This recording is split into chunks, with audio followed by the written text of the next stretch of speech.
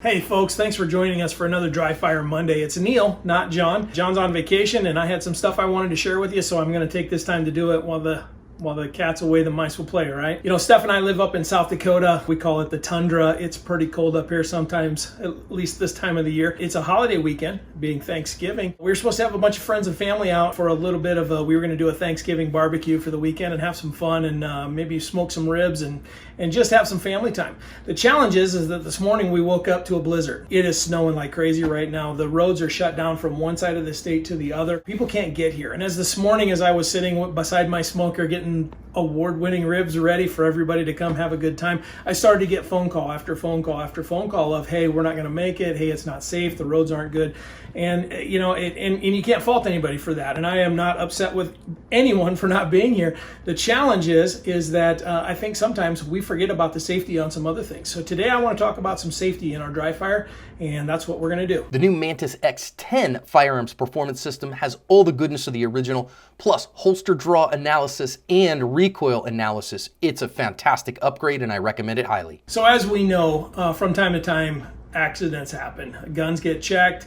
Our eyeballs see what our mind tells us, and sometimes bad things happen after that. This is what we are trying to avoid, and that's really what I want to address today is the safety of dry fire. You know, in my opinion, this is Neil's opinion only, not anybody else's. There's really three pieces to the dry fire that I would like you to focus on. The first one is the safe place, right? A lot of people live in apartments, other things like that, houses with thin walls, that kind of thing. If the worst happened and the redundancies of the gun safety rules do fail and something happens, you want the last line of defense to be something that stops a bullet, right? So what I'd like to see is a brick wall or something along those lines, maybe a basement wall that if it goes through the wall, it's going to end up in the dirt, or at the very least, a bookshelf. We see books stop bullets all the time. So if you're dry firing into a bookshelf, you know, that's better than nothing, and it's an added step of redundancy for safety. So safe place is very, very important. Step two on this, in my opinion, is to have a safe gun, have a safe way to avoid the chance for something bad to happen. And I've got some stuff here that I'm going to show you here. The first one is something. These are some friends of the channel. This is called a barrel block, and you can see this little orange thing here. And here, I'll put this down, and I'll actually get the thing out. So this is a barrel block. This is something that fits right inside the barrel of your gun here. I'm going to pull out this is my carry gun that I carry every day. It is clear. It is clear. It is clear. Okay, so what this is just a piece of plastic. It's flexible. I can bend it all day long. I fit it in here. This is a brand new one, so it's going to go in a little bit stiff, but that close, there is no way that I can get around into the chamber of this gun, okay? So with this in here, I can dry fire all day long. I know that nothing can happen. This makes this gun a tool to dry fire, not, it's still a gun, yes. I mean, we can go down that rabbit hole if you want to, but I'd rather not. The point of the matter here is that this is safe. If I've got this out here, I can push out, I know that that thing's safe, and I can do my dry fire all day long. Now, part of that comes along here, they've also got the mag block, which just fits down in your mag here, and that makes it so the gun won't lock back all the time. So it makes dry fire a little bit easier. You can cut that off here where you can see this one's cut, this one's not. This is actually my dry fire setup here that I use, okay? So a barrel block is a very handy and easy one. We'll put a link in there to their stuff here. We appreciate they helped us out with the conference that we did last fall, made our dry fire training class a whole lot safer, and we really appreciate those guys over there. So that's one that gives you a safe option. A second one is a CERT pistol. This is something that you can buy online at, I think it's cert.com, also friends of the channel here. But this is shaped just like a gun, but on this style one at least, nothing moves. I can't put ammo in here if I wanted to, but I've got a trigger that I can push out and pull. There's lasers on there. There's all kinds of different things. It comes in several different models. This is a micro one that I use in dry fire once in a while myself here. But another safe option that nothing can come out of this thing but the laser, okay? Another one here that is pretty interesting is the cool fire. Ammo can't go into this gun. You use a little CO2 tank. This one's just about empty.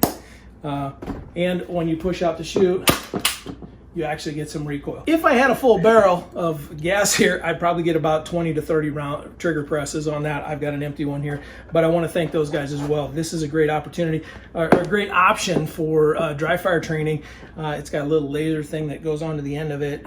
You can also mount your Mantis on there and get scores as well. So the last thing, which some people use, is they'll just get another gun. If you've got the means, this is, in my opinion, the best one, but it's not cheap, okay? You're gonna buy a completely separate gun that is just dry fire only. You can put the barrel block in it to do all of your training. The cool thing here is you have your trigger.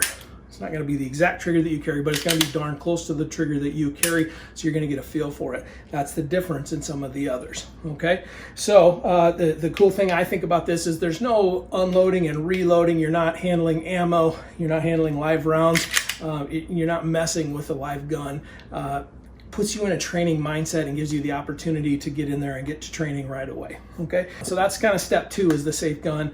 Step 3 for me is really the process and thinking through what it is that you want to do when you're getting ready to train here. So I'm gonna move some stuff around here so I can close that so I can show you a little bit about what I'm doing here. But the biggest thing first, if you're gonna use your live fire gun, which this is, you have to safely unload. So get to your spot that is your safe place with your safe direction and unload that gun.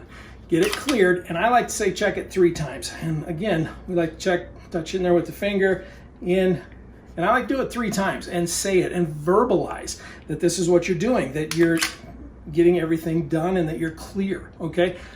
Get all of the ammo out of the room. You don't need ammo for dry fire, don't have it in the room. Accidents can't happen if the ammo is out of the room, right? So get the ammo completely out of the room. If you've got the means to where you have your dry fire dojo that is only for dry fire, then don't even take ammo in that room. It'll save you a ton of time and effort. The verbalization is another one that, a lot of trainers talk about. If you verbalize different things as you do them, it creates, muscle memory or myelination, whichever one you want to call it, right? But it helps with that. So verbalize, hey, I'm getting ready to start dry fire. At the end, hey, I'm done with dry fire. Okay, but verbalize, get all the ammo removed, do your verbalization, get ready, and then practice like you mean it. Push that thing out there, do your grip, your sights, your trigger, and pull it, okay? Now the challenge here with this is what people do a lot of times that I see as we do some dry fire classes is they limp wrist it and everything's nice and loose, and you can you can manipulate and not see that sight move. You can get great scores on the Mantis, but then when you go to dry fire and all of a sudden you introduce recoil, bad things happen and your shots don't go where you want them to go, right? That's why we're dry firing, is to get better at shooting. So a good solid grip. I'm not saying you should injure yourself, and I'm not saying that you should break a sweat, but you should know, you should feel in your hands when you're done that you just got done dry firing. It's not unlike going to the gym. Do you understand what I'm saying? So once you're done practicing like you mean it, you can remove your barrel block, and then in your safe place, in your safe direction, you reload the gun and holster safely. When you're all done, you've done it safely, you haven't had a negligent discharge, everybody walks away happy and safe, and you're a better shooter for it. And that's the safety thing that I wanted to talk to today. I appreciate you joining us. I got some ribs on the smoker I gotta go eat. See you later.